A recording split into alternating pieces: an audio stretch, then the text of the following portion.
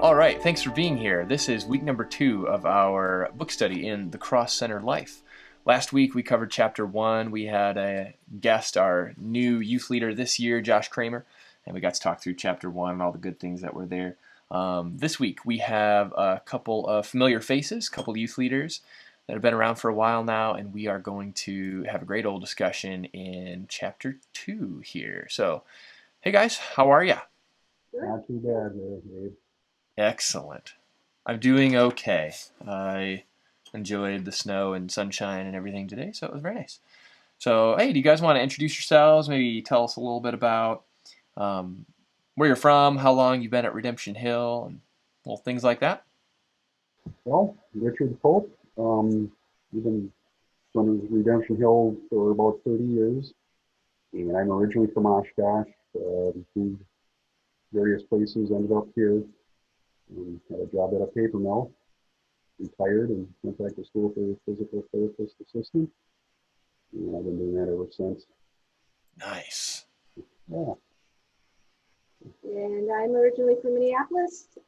We've lived here in Iron Mountain for just over 30 years, and I'm currently working as a nurse at the doctor's office. Nice. Excellent. Yeah, Sue. So, yeah, you guys have been at Redemption Hill for a very long time, in other words. That's super cool. It'd be neat to just see the growth and things over the years. So that's super cool.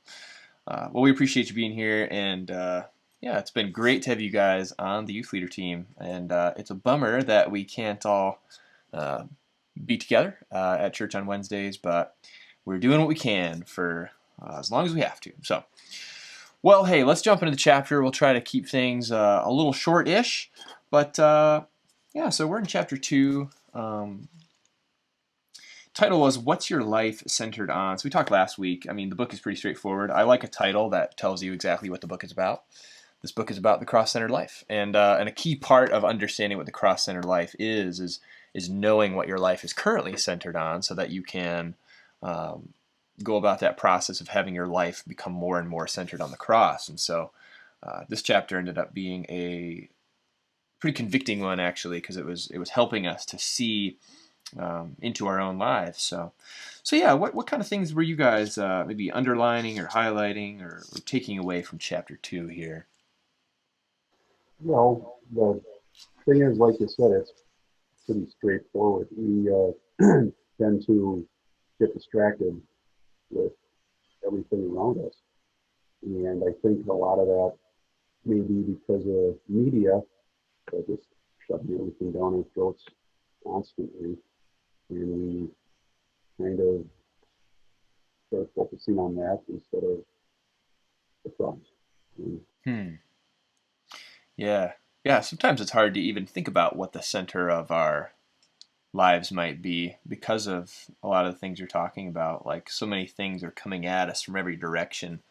Um, More so these days than in olden times, and yeah, it can be hard to even know what the center of our life is. So that's really interesting.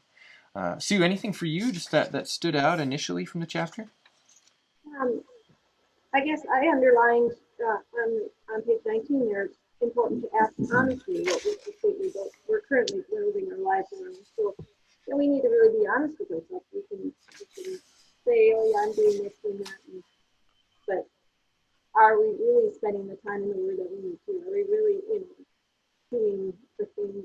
Not that it's about works, but what are we currently spending our intentions or our focus? Yeah, that honesty factor is huge, because and hopefully doing this book study, it's not like you're not in a way, even though it's great to be around your Christian friends all the time, even though it's great to be here in the youth room, around your youth leaders, or around your parents even. Sometimes there is a desire to impress or not to disappoint the people in our lives. But man, when you're just sitting down, it's you in the book, and it's asking you hard questions.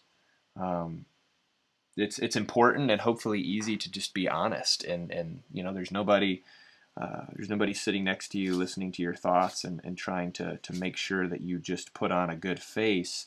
So hopefully you're experiencing that as you read this book, and really as you read the Bible, even that you're able to just be honest with God and with yourself, as the book pushes on, kind of those tender spots in your heart and in your life. Um, And so then interesting.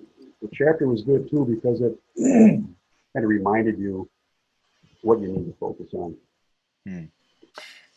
Yeah, With that, yeah, well, kind of, it definitely brings you that you need to be thinking about. yeah. That was actually a discussion question in the study guide. I believe it was in chapter 2 here, but it was just a question of like, what is what is this book telling you the center of your life should be? What is the thing that should be the most important in our lives according to this section? And the answer is the gospel. And at some point, I think I've asked us to find a quote of the gospel and to write down what the gospel is in our own words.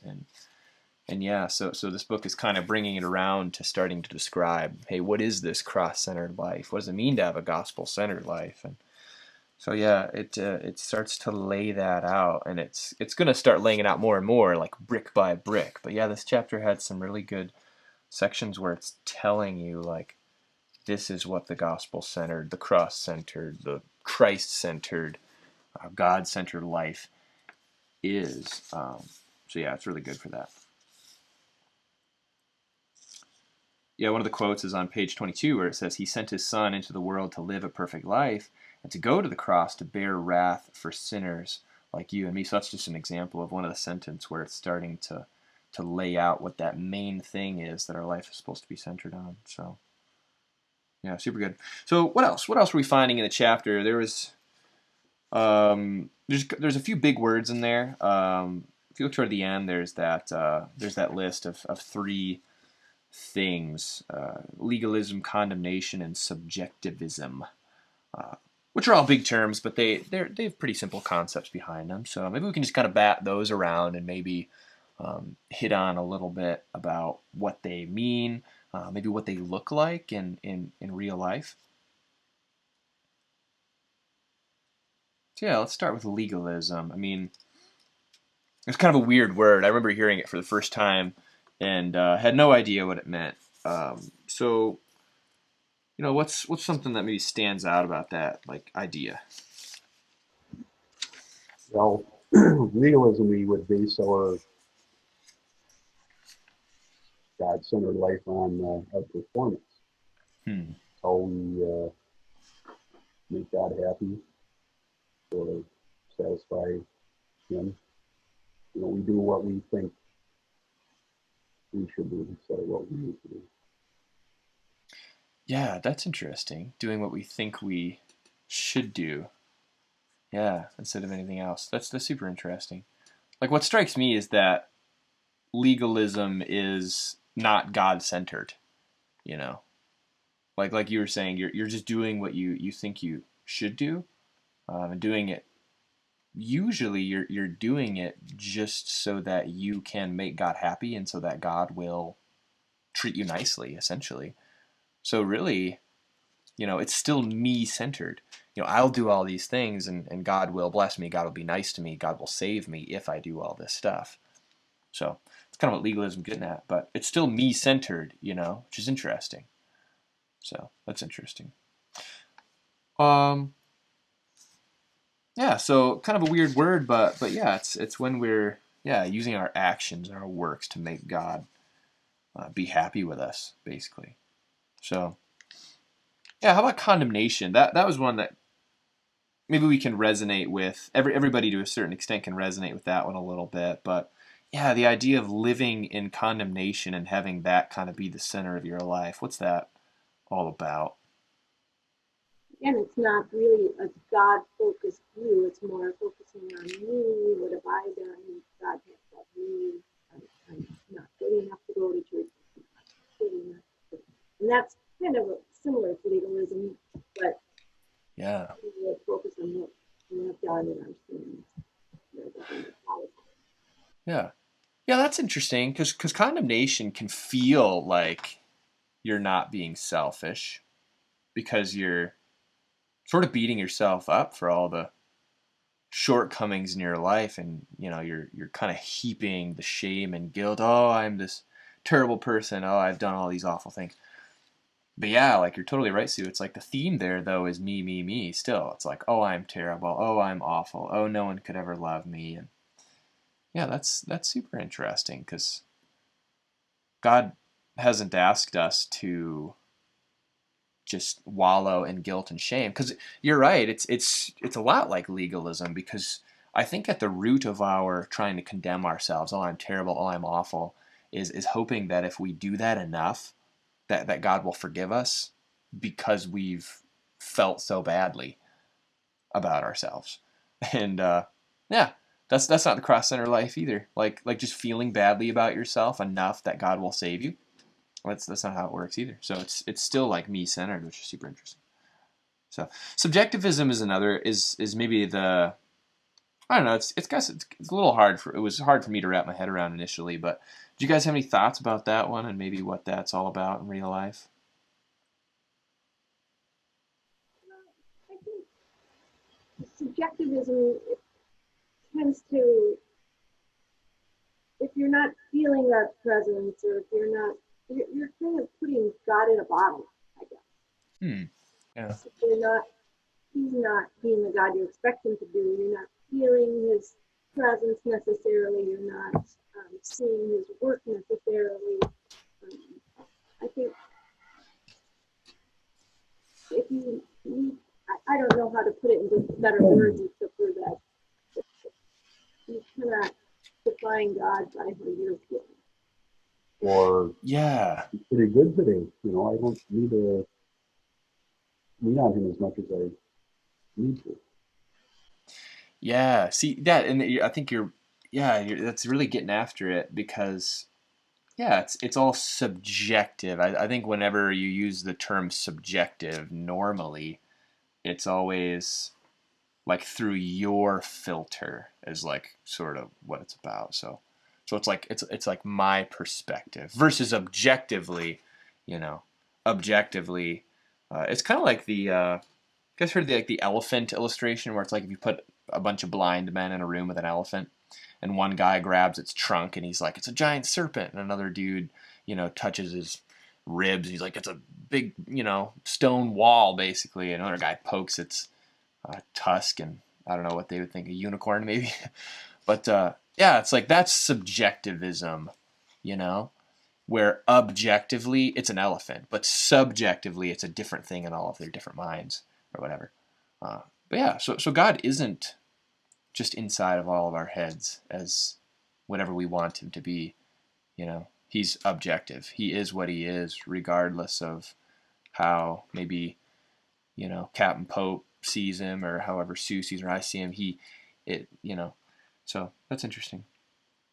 Yeah, another thing too is like we talked last week. I was talking with Josh, and the Barna like polling, social experiment group or whatever you want to call them. They polled a bunch of teens and asked them about moral right and wrong.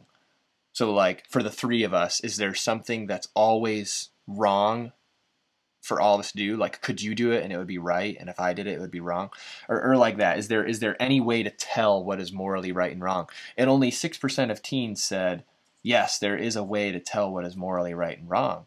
Because as Christians, we believe that God has told us what is morally right and wrong. That we can know for sure that hey, this thing is wrong for everybody, no matter what. And in our day and age, it's super popular to say, well, you know, like whatever's right for you, right? Not like whatever's right for us or everybody, or God somehow telling everyone what everyone needs. People would say, no, as long as it's true to you, or what is it, whatever's at the center of your life, as long as you believe in it. That's kind of like part of the idea too. Because this book is telling us that all three of us, like all of us, period, should have the same center to our lives. Where I think nowadays a lot of people would want to say, no, like you can have whatever center of your life you want as long as it works for you. And like that's not a biblical idea. That's not right that there is a center that should be to all of our lives. So I don't know. That took me a long time to figure out, and hopefully it wasn't too confusing for all of us. But I think your guys' thoughts about like however, like Sue, especially when you said like just however I'm feeling today, it's like God is outside of that, you know. So yeah, kind of a weird topic.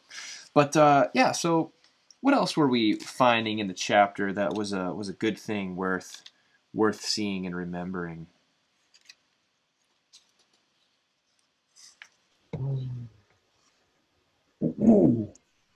Well, I think we've kind of covered this before, but Christ dying on the cross should be the center of our lives, but that doesn't mean that we can't have other interests. Just as long as we're not Mm, consumed by that, we have to remember, yeah, you know, God may have blessed us in certain ways that we accepted or took advantage of, and we shouldn't use that as an idol. We should just remember where that came from. yeah, that's huge. That's a huge one. Yeah, because yeah, when he said that a lot of the things that we make the center of our lives that aren't God, sometimes they're like, sometimes they're good things. Yeah, yeah. Sometimes they're good things like even just when because that really struck me because the three of us are in ministry and youth ministry and maybe some other things too besides, and like even we can turn ministry, we can turn working in the church into the center of our lives, and it's a great thing to serve and volunteer in your church, and but it isn't God Himself, and so if it isn't God Himself and it's become the center of our life, then it has become an idol, and it's not a good thing. So yeah, that is just so interesting how even a really good thing. So you got to go to school, and it's what you need to do, but you can make it everything. Sports are good for you. It's great, but you can make it everything, and then suddenly those things become wrong actually, unless they're in their proper place. So yeah, it's pretty weird. Be careful that those things they become everything in a sneaky way almost, in a way Yeah, that sneaky. we don't even see it coming. That, Yeah. oh, I guess I've really been focused in on this project, and it's really sneakily made its way to become the God thing rather than God. Yeah, that's funny. Yeah, because nobody wakes up in the morning and they're like, well, maybe they do, but nobody who's in their right frame of mind wakes up and says, hey, I want to make the whole center of my life about, this temporary, short, meaningful thing or meaningless thing that when I get to the end of my life, I'm going to have spent my life on something, worthless. Like you don't wake up, you're like, I would love to have an idol other than God today. Yeah, I mean, that's a great point. It sneaks up on you. What a good thought, Sue. Because yeah, we have to be careful because our hearts and minds they don't change overnight a lot of times, either for good or ill. They sort of transition slowly, don't they?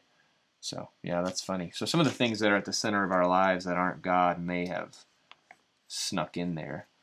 Um, Very interesting. Yeah.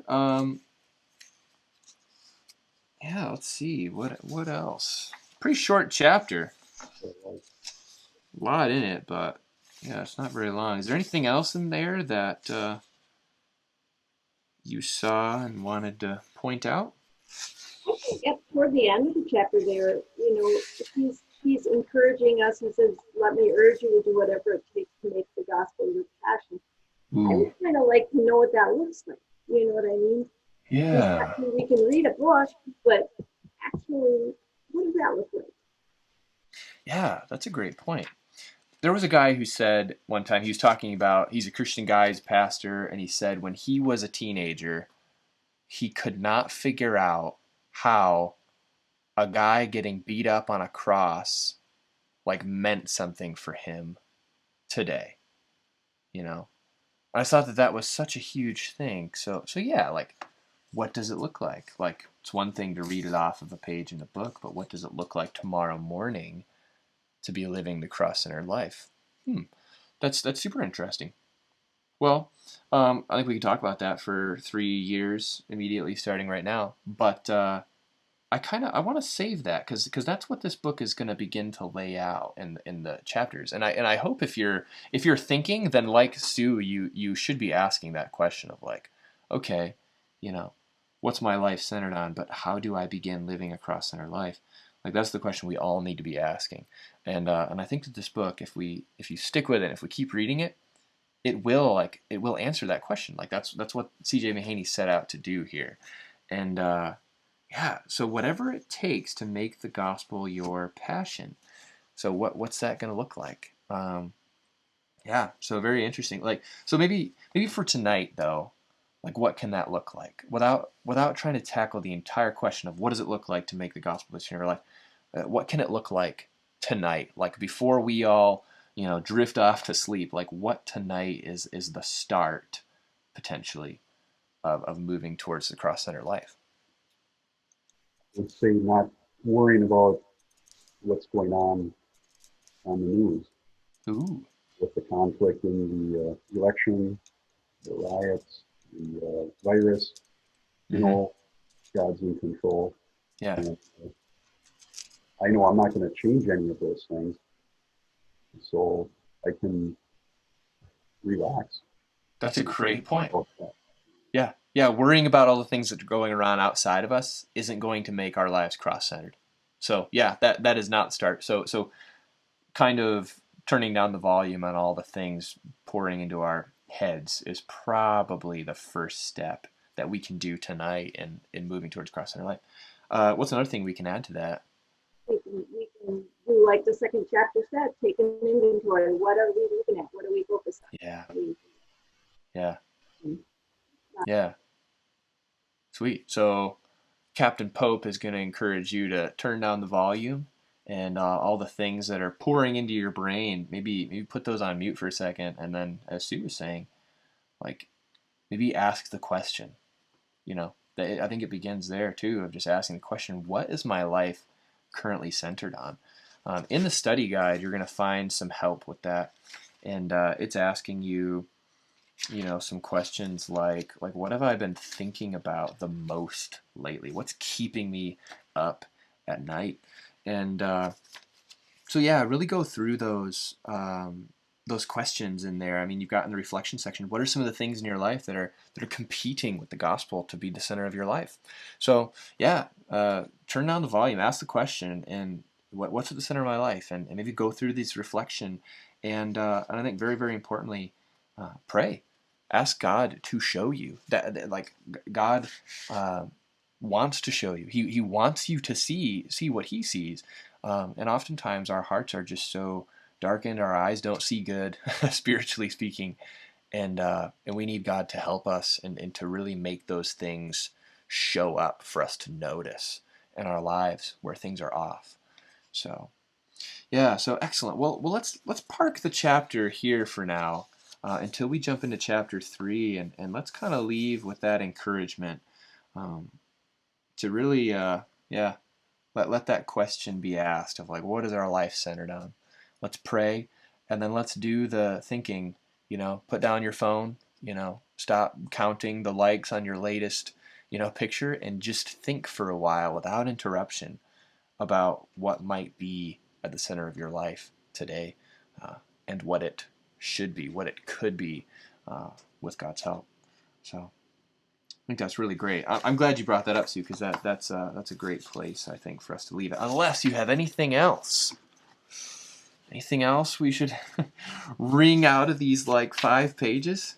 Goodness, I think we could. I think we could for a long, long time. But we'll keep this slightly short this time around. So, well, anyways, so that pretty much wraps up chapter 2 then. Yeah, I just want to encourage everyone to get into this study guide, work on these reflection questions. Those are going to be really helpful in helping you to actually get something out of your reading. So if you've gone through all the effort to actually read this, as hard as that is, don't just throw that all away without doing everything you can do to make sure it sticks. So don't do all the reading and not do the study guide, and potentially not get as much out of your effort as you otherwise could have. So this video is going to be available all over the place on our social media stuff, on YouTube, on Facebook, and I also threw it on a brand new podcast if you would rather just listen to it on the go or something, driving around, walking around Walmart, whatever you're doing. So you can find it on podcast platforms too if you just search Redemption Hill Youth Ministry, and then you should find them there. So anyways, thank you, Popes, for being here. Thanks for being part of this and being part of this book study, being a part of the youth leader team, and just helping us to pursue Jesus together. So we love you guys, praying for you. Stick with the book reading, and we will be back for chapter 3 next Wednesday. So see you later.